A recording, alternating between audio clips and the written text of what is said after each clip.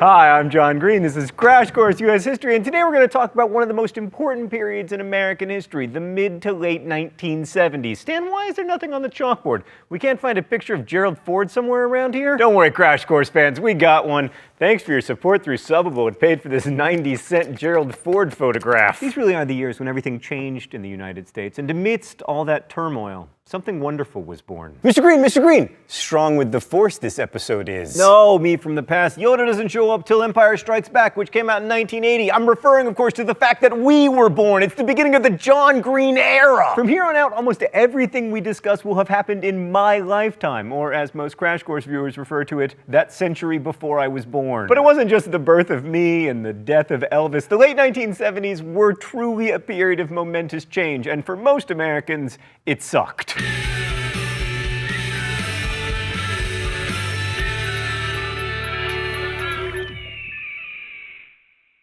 So how Americans reacted to those no good, very bad years really has shaped the world in which we find ourselves. The big story of the 1970s is economics. 25 years of broad economic expansion and prosperity came to a grinding halt in the 1970s, meaning that our party was over. And what did we get instead? Inflation and extremely slow growth. The worst hangover ever. Just kidding, the worst hangover was the Depression. The second worst hangover was the 2008 recession, and then the third worst hangover was Hangover Part 3. It was the fourth worst hangover in American history, narrowly beating out America's fifth worst hangover, the Hangover Part 2. What happened to the American economy in the 1970s was the result both of long-term processes and unexpected shocks. The long-term process was the gradual decline of manufacturing in the US in relation to competing manufacturing in the rest of the world. Part of this was due to American policy. After World War II, you'll remember that we promoted the economic growth of Japan, Germany, South Korea, and Taiwan, ignoring tariffs that they set up to protect nascent industries and effectively subsidizing them by providing for their defense. And not having to build nuclear arsenals of their own really allowed them to invest in their domestic economies. And then one day, a bunch of Toyotas and Mercedes showed up, and you could drive them up to like 40,000 miles before they would break down, and we were like, wait a second! In 1971, for the first time in the 20th century, America experienced an export trade deficit, importing more goods than it exported, which is the same problem that my aunt has with QVC. I mean, they hardly import anything from her. One reason for this deficit was because the dollar was linked to gold, making it a strong currency, but also making American products more expensive abroad. So Nixon took the US off the gold standard, hoping to make American goods cheaper overseas and reduce imports. But that didn't really work, because the US was also competing against cheaper labor costs and cheaper raw materials and more productive economies. And in many cases, this growing global competition put American firms that couldn't compete out of business. This was especially true in manufacturing. In 1960, 38% of Americans worked in manufacturing. In 1980, it was 28%. Today, it's 9. Not 9%, 9 people. Stan wants me to tell you that that was a joke. It actually is 9%. Unionized workers were hit particularly hard. In the 1940s and 1950s, unions had won generous concessions from corporate employers, including paid vacation and health benefits, and especially pensions, which employers would agree to as a kind of deferred compensation, so they wouldn't have to pay higher wages to people while they were working. And this worked great until people started to retire. So by 1970, competition led employers to either eliminate high-paying manufacturing jobs, or else to increase automation, or to shift workers to lower-wage regions of the US, or even overseas. Meanwhile, the northern industrial cities, particularly the Rust Belt of the Midwest, were becoming the empty urban playgrounds that we know and love today. Detroit and Chicago had lost half of their manufacturing jobs by 1980, and smaller cities fared even worse. As industry moved away, they found their tax bases dried up, and they were unable to provide even basic services to their citizens. I mean, with the world of Wall Street fat cats, this is hard to imagine today, but in 1975, New York City faced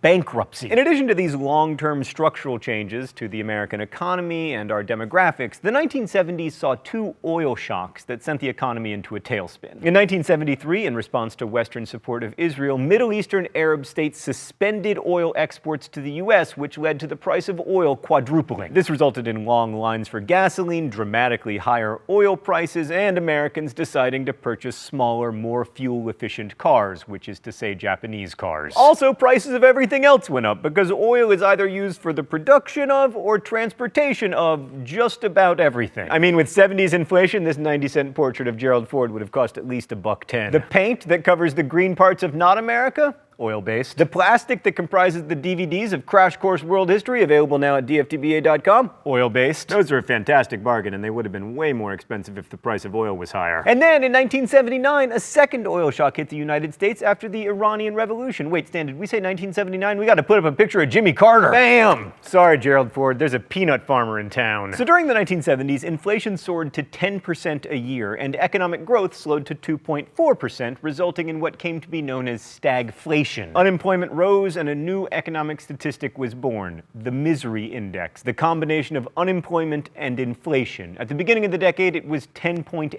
By 1980, it had doubled. If you're looking for the roots of America's contemporary economic inequality, the 1970s are a good milestone, since according to our old friend Eric Foner, beginning in 1973, real wages essentially did not rise for 20 years. Americans got to experience the joy of 2 years of Jerry Ford before poor Jimmy Carter had a chance to fail at improving the economy. The only president never to have been elected even to the vice presidency, Gerald Ford was so insignificant in American history that we already replaced him on the chalkboard. One of Ford's first acts was to pardon Nixon, making him immune from prosecution for obstruction of justice. That very unpopular decision probably made it impossible for Ford to win in 1976. Coincidentally, WIN was the only memorable domestic program that Ford proposed. It stood for Whip Inflation Now, and it was basically a plea for Americans to be better shoppers, spend less, and wear WIN buttons. 35 years later, Charlie Sheen would turn winning into an incredibly successful social media campaign, but sadly at the time there was no Twitter. Inflation did drop, but unemployment went up, especially during the recession of 1974 and 1975, where it topped 9%. Now, Ford would have liked to cut taxes and reduce government regulation, but the Democratic Congress wouldn't let him. So that's Ford, probably best known today as the first president to be satirized on Saturday Night Live. Then, in 1976, we got a new president, Jimmy Carter. Now, Jimmy Carter is generally considered by historians to have been a failure as president, although he's often seen as a really good ex-president. He tried to fight the inflation part of stagflation, and to do it, he acted in some rather un-New Deal Democrat ways. He cut government spending, deregulated the trucking and airline industries, and he supported the Fed's decision to raise interest rates. Oh, it's time for the mystery document? The rules here are simple. I read the mystery document, I guess the author. If I'm wrong, I get shocked. All right, let's see what we got today. I want to speak to you first tonight about a subject even more serious than energy or inflation. I want to talk to you right now about a fundamental threat to American democracy. I do not mean our political and civil liberties. They will endure.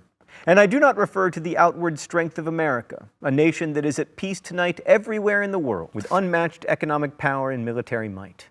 The threat is nearly invisible in ordinary ways. It is a crisis of confidence. It is a crisis that strikes at the very heart and soul and spirit of our national will. We can see this crisis in the growing doubt about the meaning of our own lives and in the loss of a unity of purpose for our nation. The erosion of our confidence in the future is threatening to destroy the social and political fabric of America. It's Jimmy Carter's Crisis of Confidence speech, my favorite speech ever made that also cost the president 20 points of approval rating. So Carter says that Americans have lost their ability to face the future and some of their can-do spirit. The rest of the speech talks about how Americans' values are out of whack, how Americans are wasteful and need a more vibrant approach to the energy crisis. Let me tell you a lesson from history, Jimmy Carter. You don't get reelected by telling Americans how to do more with less. You get reelected by telling Americans more, always more for you, more, I promise. The speech ultimately called for a renewal of spirit, but all people remember is the part where Jimmy Carter was criticizing them, and it's gone down as a great example of Carter's political ineptitude. Domestically, Carter paid lip service to liberal ideas like energy conservation, even installing solar panels on the White House, but his bigger plan to solve the energy crises was investment in nuclear power. And nuclear power did grow, although never to the extent we saw in certain European countries, partly because of the accident at 3 Mile Island in 1979 when radioactive vapor was released into the air. This, of course, spurred public fears of a nuclear meltdown and drove a huge anti-nuclear energy movement. Now, in many ways, Carter was more important as a foreign policy president, but as with his energy initiatives, he's mostly remembered for his failures. Aiming to make human rights a cornerstone of America's foreign policy, Jimmy Carter tried to turn away from the Cold War framework and focus instead on combating third world poverty and reducing the spread of nuclear weapons.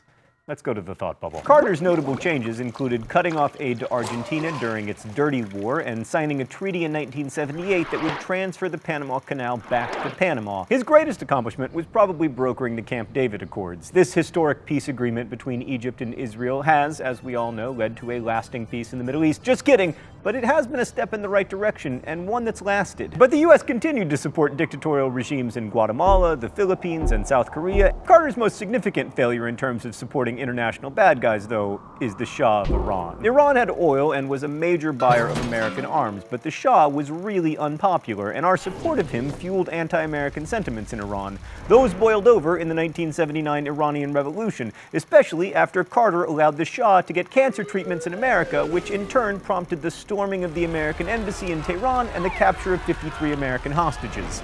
The Iranian hostage crisis lasted 444 days, and although Carter's Secretary of State did negotiate their release, it didn't happen until the day Carter's successor, Ronald Reagan, was inaugurated. The inability to free the hostages and the botched rescue attempt, Affleck's Argo notwithstanding, added to the impression that Carter was weak. Events in the Middle East also increased Cold War tensions, especially after 1979, when the USSR invaded Afghanistan. Carter claimed that the invasion of Afghanistan was the greatest threat to freedom since World War II and proclaimed the Carter Doctrine, which basically said that the U.S. would use force, if necessary, to protect its interests in the Persian Gulf region.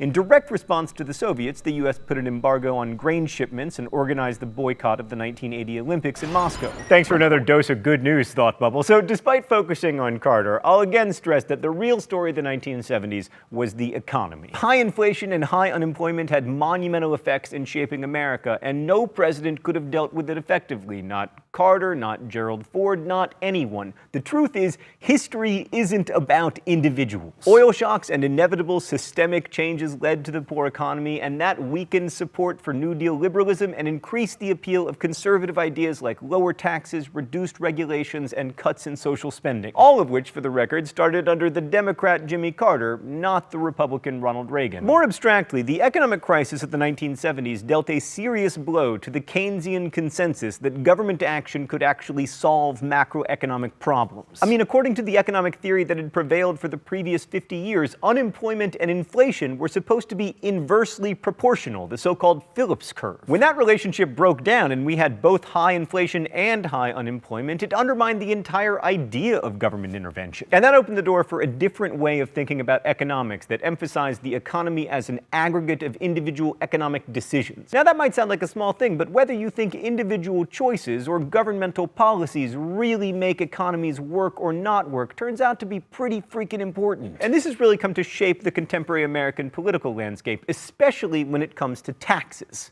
which we'll talk more about next week.